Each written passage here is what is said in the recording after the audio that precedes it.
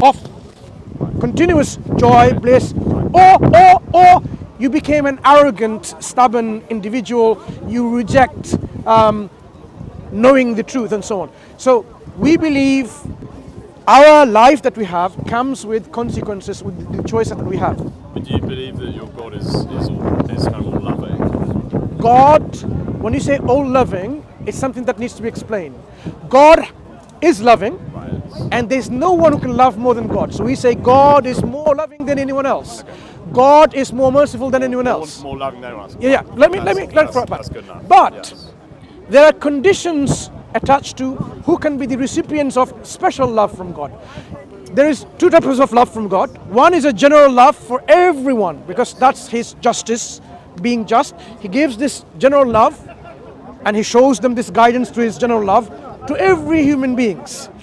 But he selectively gives a specific form of love, those who are recipient of that by fulfilling certain conditions. So for example, we say God is Ar-Rahman, merciful. God is Ar-Rahim, merciful. But there's a distinction between these two mercy. One mercy encompasses everyone in a general sense. Another mercy is that extends only to the believers. Everlasting mercy, not just temporal mercy. To explain to you a bit more, it's interesting. I understand.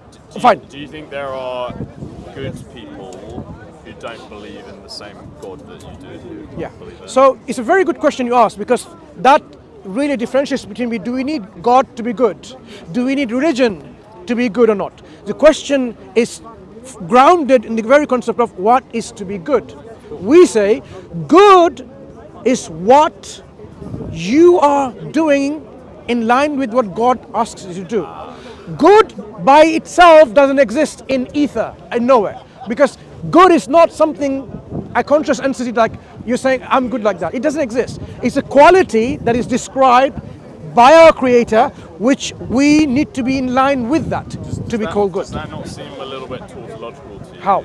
That God will give more love to the people he deems as good, but he deems people as good by his own metric. Essentially what you're saying is God has constructed his own morality, and then kind of he not necessarily not imposes it on us, but he differentiates between people by sort of how much they've conformed to his conception of morality. So there's but if I, as a human being, read the text of the Quran or any other religion, and there are things that I take issue with that I think are immoral, in fact, or perhaps amoral, or not necessarily, or not being consistent with what I think is moral as I understand it.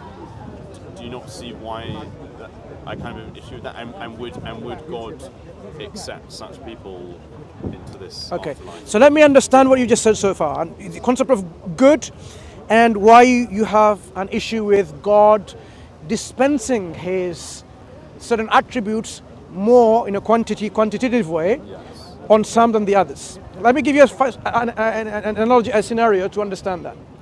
Suppose all of us work for a company, and we have the company who's going to give us the wages, right? You do all the things the company asks you to do. Convene meetings, contract deals, and so on and so forth. But me, for example, I don't do that even though when I had the opportunity to do so. I deliberately, instead of working for the company, I try to help his company out and so on and so forth. In situations like this, even though I'm employed by the same company, would it be just for the company to equally look at our work and say, I will not punish you with anything, but I will give you the same bonus that you get because of what you've done, and I will have the same bonus as well. So the bonus, right? We're talking about the bonus issue. Yes. Forget the punishment issue, the bonus. So you get the bonus for all that you've done, and all that I didn't do and did something contrary, I get the bonus. Would you say this is fair? First of all, rewards and punishment are just the inverse of each other, right? So if God motivates people to do good because they'll be divinely rewarded, or because they don't want to be punished, I kind of see those as the same thing. If you're separating people into two groups, you can either say like reward, not reward, or punishment, not punishment. I don't really see. But I talked about bonuses between two, not punishment, right, bonuses. So exactly, but this is why I'm making this point, because bonuses are a type of reward, not a type of punishment. Yeah, both are the reward. Sure. So if both are rewarded equally. It's interesting you're making this analogy and kind of putting the executives of the company in the... I want you to understand something from real life. In the position of Feel God. free to jump in whenever you have to. In your analogy, that's kind of what you're doing. Can I just ask a simpler question? What is good according to you?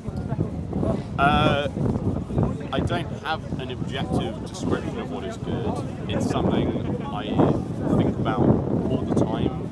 There are many situations I encounter in my own life, or in fiction, or in other people's lives, where I don't have an immediate answer to the question of what is good in this situation, or what is the right thing, or what is the right thing for this person to do. I don't always necessarily have an immediate answer.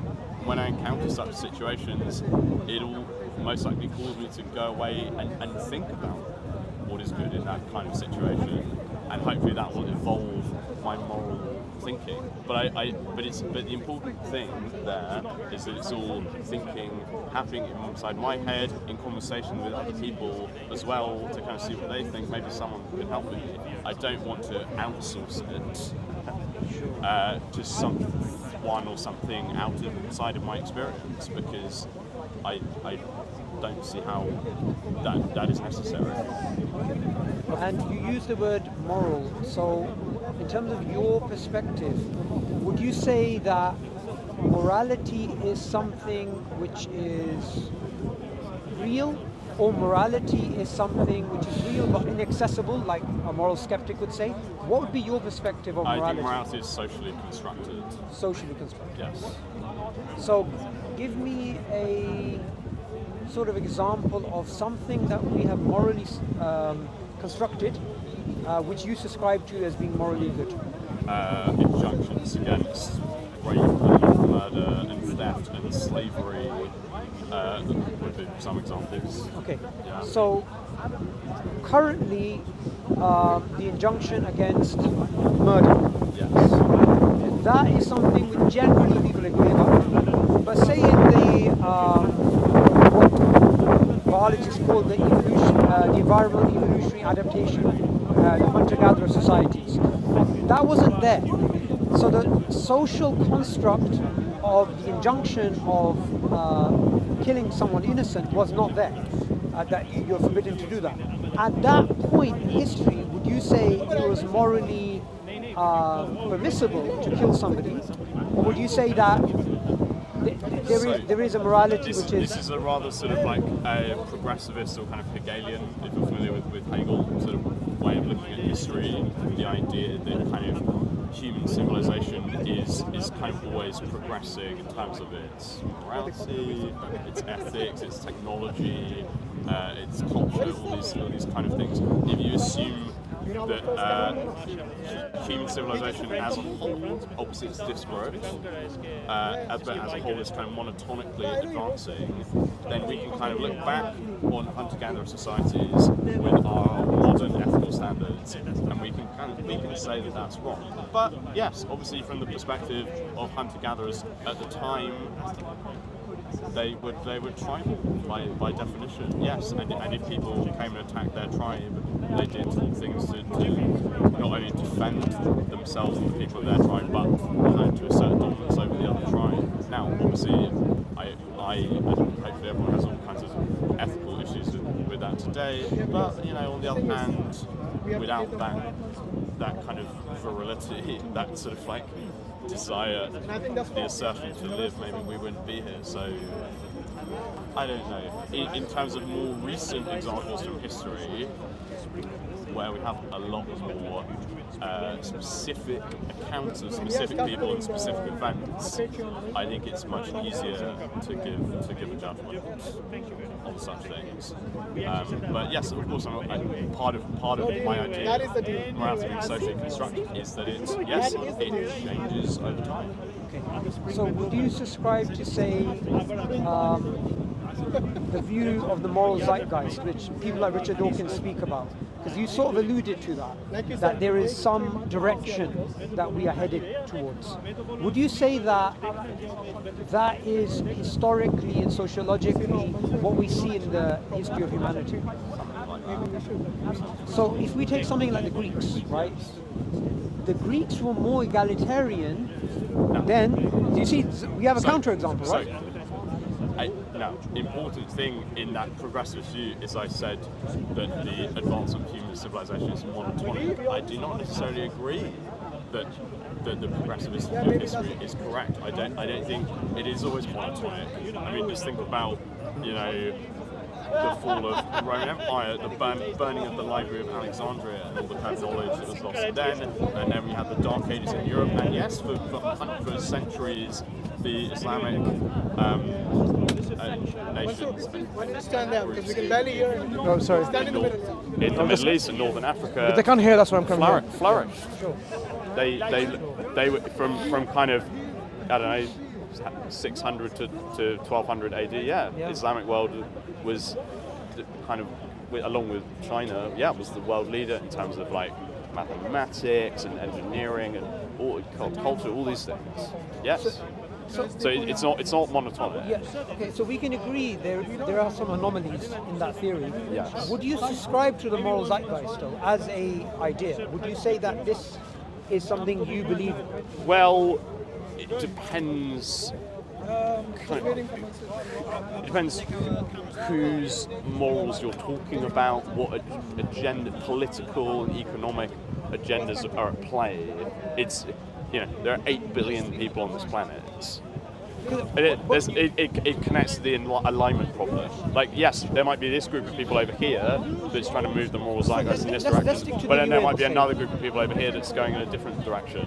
Yeah. Let's assume that the UN is our sort of representative as humanity. Let's just assume that for the sake. I know that's a very contentious issue. There's issues with okay, that, so let's just say just war theory. Right. Okay? Right. So the ideas there, some of the ideas from the Geneva Convention as well, some of the ideas from international relations perspective in terms of treaties. Some of these ideas are now pretty much universally accepted, right? Would you say that objectively humanity has gone to a better place? I think if you want to talk about the UN specifically, that's an interesting question. I mean, it's one thing to talk about your laws and your beliefs. It's another thing to talk about actions or inactions for that matter. Okay, so let me just clarify. I don't mean to say something prescriptive. I mean something descriptive. This is what's written by In the charters, for example. the charters, exactly. Yeah. It's not about whether the UN has the authority to prescribe those things and whether the UN is effective.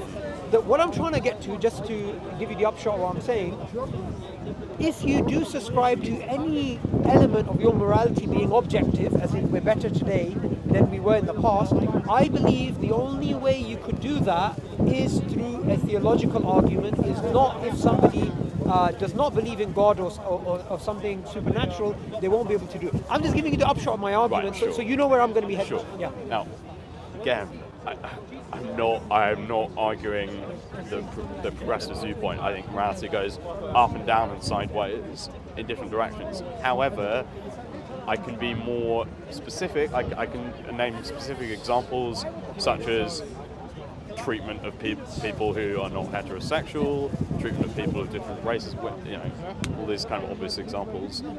I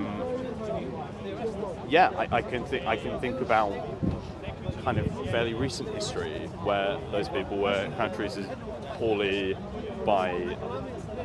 officially by judicial systems, even in Western countries, and kind of unofficially by the populations as a whole. And the civil rights movement in America, Martin Luther King, that to me is an example of moral improvement of a kind. I'm trying to understand doesn't mean that there are still issues around race in America. Obviously, there are. I'm trying to But understand your perspective a little bit better, because you seem to be saying two different things. You seem to be saying there's no objective morality. I could be wrong. I'm just trying to understand. You seem to be saying there's no objective morality, it's a social construct, but at the same time, you do believe there's been progress. Now, progress is predicated on the idea that there's some standard benchmark objectivity. So there's two. I'm trying to understand your perspective better. Okay. Sure. So what I'm saying is I can identify specific cases where the way we treat this kind of person or this situation now is, in my view, more ethical, more kind, more humane than how we used to. No, it's not. It's not. I can't say it's subjective. It's just my opinion. Can I put out a contention? I can't prove it objectively because it's a social construct. Can I put out a contention to that? I believe the idea of progress is incompatible with subjectivity, and progress can only be compatible with objective moral standards. Shall I repeat that? Say more? Sorry? Can you elaborate on that? Why do you I believe if somebody believes in moral subjectivity, or they believe in, say, moral skepticism, that they believe there is objective morals out there but we can't access them, from both those perspectives, they can't subscribe to a progressive perspective or moral zeitgeist. You have to have a belief that morals exist, which are objective, and secondly, that they are accessible. When you have both these beliefs, then you can subscribe to something in regards to progress or the moral zeitgeist. No, you're not listening to my argument. It's observational. The way I think about ethics is I look at things happening in the world, I identify cases or sources of suffering, and then I think, how could we reduce or prevent or alleviate the suffering? Sure. And when such alleviation happens, then I say this is an improvement. Yes, the core, it's a rule of thumb. It's not a perfect logical process, but yes, a core principle of how I think ethically and morally about the world is suffering is bad. Let's try and reduce suffering. So I think if I may just to quickly understand what you're saying. I don't think that's so your position is suffering is bad. We want to eliminate, prevent, minimize, totally get rid of it if we can. That determines what progress is. So that's how we're working on. To you, morality is grounded on this concept, in your understanding, where people should not suffer. And we need to reduce the suffering. When we can reduce the suffering, then we have made progress.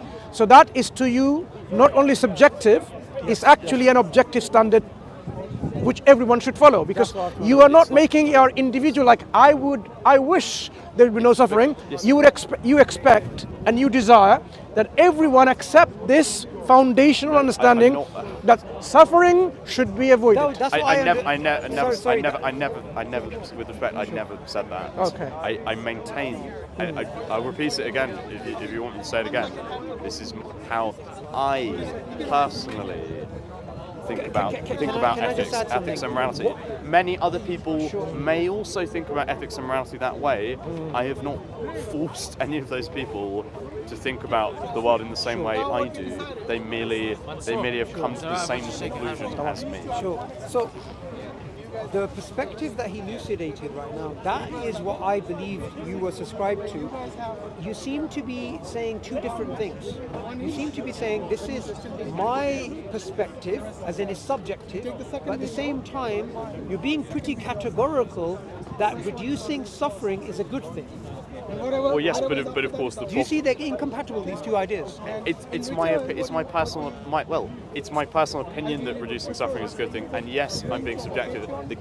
The way those things interact is of the question of how we identify suffering, and that is also subjective, because there are many cases where we can think of where different people say one thing is suffering, what this isn't suffering, or this kind of, or in a slightly different way, oh, this kind of suffering is allowable, this one isn't. I don't agree with that. I don't agree with that because I Okay. believe you're muddying the waters a little bit. There is some type of suffering which is hard to.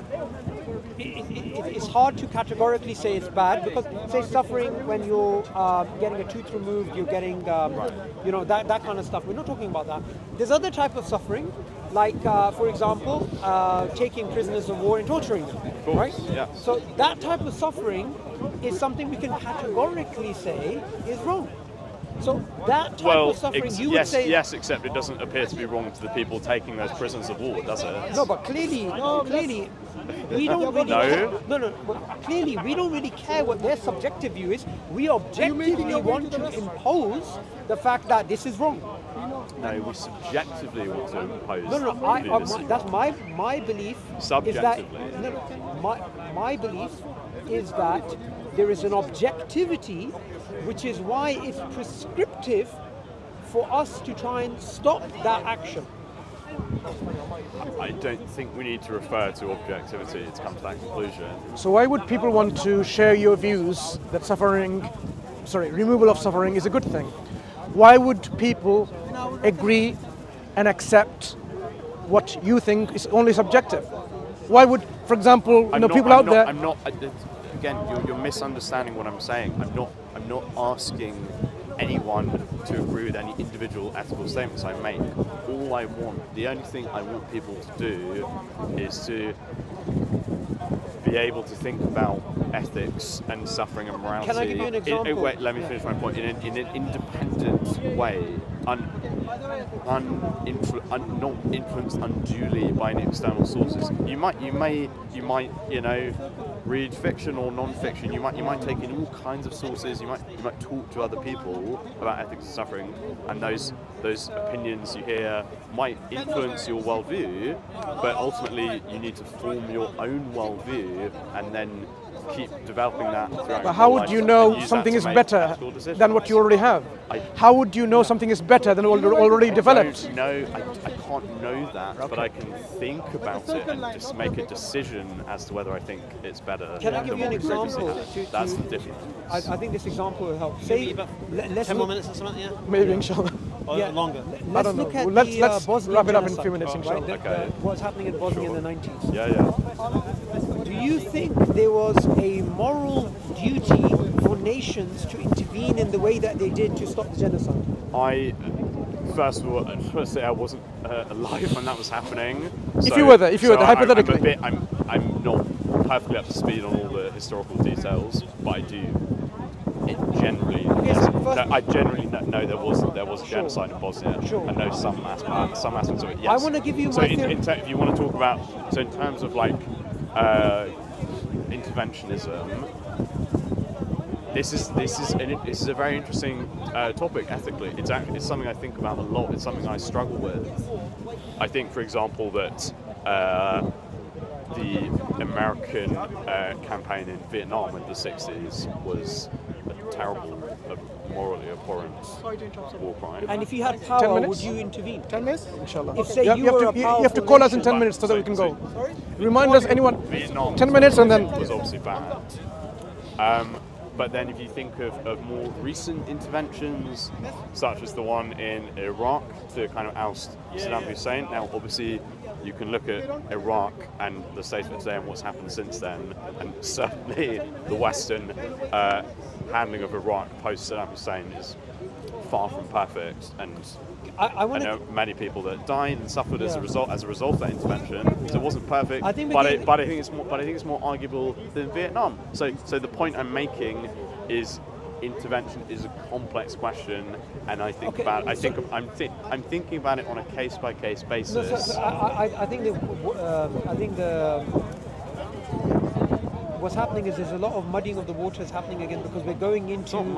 Excuse me. I'm not muddying the waters. I'm just trying to explain a complex position. Okay, no, but that's what I'm saying. I'm sorry. I apologise. I don't have a simple ready-made answer. So if we leave aside Bosnia and Iraq, if we go to a hypothetical scenario yes. where you know there is oppression happening, there's suffering happening, my theoretical framework, I'll just lay it out for you, is that I believe objective morality exists, it's accessible, and they are objective moral duties. How is it accessible? Okay, I'll explain all of this, right? Sure.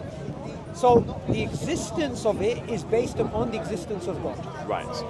On that point, I'm open. Can I lay out the framework Sure. first? Yes. Okay? So the existence of morality is based upon the existence of God. Okay?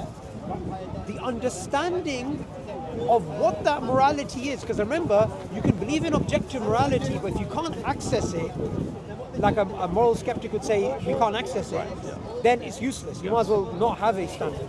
So I believe the understanding of what is right and wrong comes from two sources. It comes from revelation, and it also comes from what in Islam is called the fitrah, our natural disposition. And the third is the moral duty of enjoining the good and forbidding the evil is an injunction that God gives. So all of this is based on theology. Sure. I believe if someone does not have theology, they can't justify intervention and they can't justify saying we are making progress or suffering is bad and we should reduce it. I believe all those things are incoherent if you don't have this perspective. Why is theology first of all, I would contend that theology is a way to access morality in the first place, but you seem to not... Say that again? I would contend theology is a way to kind of access morality, certainly objective morality in the first place, but you seem to not only be saying that, but also that it's the only way of doing that. I would negate... Why do you think that's the case? Sure. So let me be clear with my claim.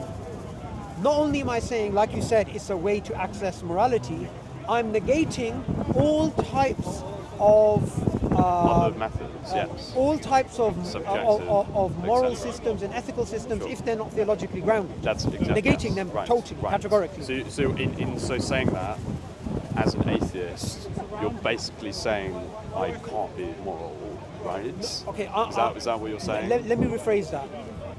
I believe you as an atheist can never be a moral realist if you are an atheist. Moral realist. As in you believe morals exist in reality and they are moral values and there's moral duties. Oh right, well I never said they were. No, I'm saying an atheist. I said they were subjective and socially. No, that's fine. You as an atheist can say that. What I'm saying is an atheist or someone who doesn't believe in God and an agnostic can never believe in objective values and objective duties. Okay, yeah. So what?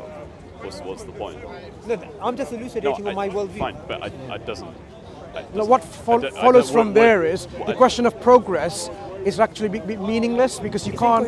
It's not that coherent. When you say progress, you already have a standard that you are using this to say I'm passing that, and that's why progress is, or degress if you want to call that. If you're not doing that, I referred to the very vague and sometimes flimsy standard of evaluating suffering in people and animals as well. If you that's a separate thing. But people can have a difference of opinion what it means to is suffering good or of bad, course. and those I said that. Yes, I know that's what I'm saying, and that's why I'm saying you can't say that this is progress. They will tell you no, this is not progress because we don't accept this kind of framework. So if you want to accept, it's my opinion. I know. That's what you've been telling throughout. I can't elevate Felix, it any higher than that. you said so. You said this is your personal, subjective understanding and interpretation of the world of ethics and morality. But if you have a framework